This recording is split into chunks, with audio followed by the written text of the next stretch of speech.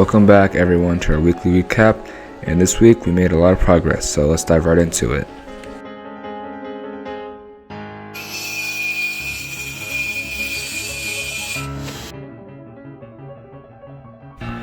This week, Mechanical began assembling the mechanisms of the robot. They finished the turret, the shooter, and the transfer mechanism, and also mounted them all to the chassis of the robot. They also started working on the hopper and the spindexter assemblies. This week, programming planned out general Auton possibilities and made a diagram on how all the commands and subsystems would combine together. They also continued to work on RealSense projects, using a sensor to detect how much balls we have in an estimate, which Addy and Casio should talk to CAD or any other people to see how it could be mounted. They also resolved CAN IDs for the robot chassis.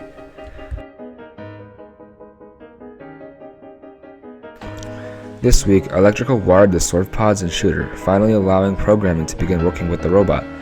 They also planned on helping troubleshoot the bot's issues with programming, as well as getting ahead and start wiring the other subsystems.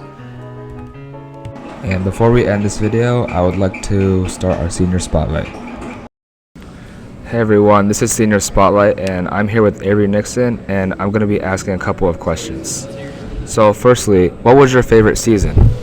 So my favorite season was definitely last year. I really liked the game and how all the stuff we had to make for it, and I felt like it was pretty fun to watch also. What do you think was the most challenging aspect of robotics? For me, it was definitely all the time crunch and having to get parts finished in time and having to accept that some parts weren't going to be finished in time. I think that was probably the most challenging aspect. And what was probably the most fun thing that you did in robotics? I really liked the competitions and the environment there. So going to States last year was really fun, and seeing all of the teams and just how many people showed up, that was probably my favorite part.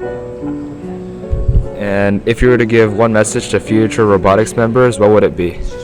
I think just kind of jump in. Don't be scared. Even if you don't have any experience, I joined the team with no experience. You can still learn a lot, and don't feel like you have to do a specific sub-team. Try out all the ones that you want and figure out which one is your favorite. All right, thank you, Avery, for attending Senior Spotlight. We'll miss you. Say goodbye. Bye!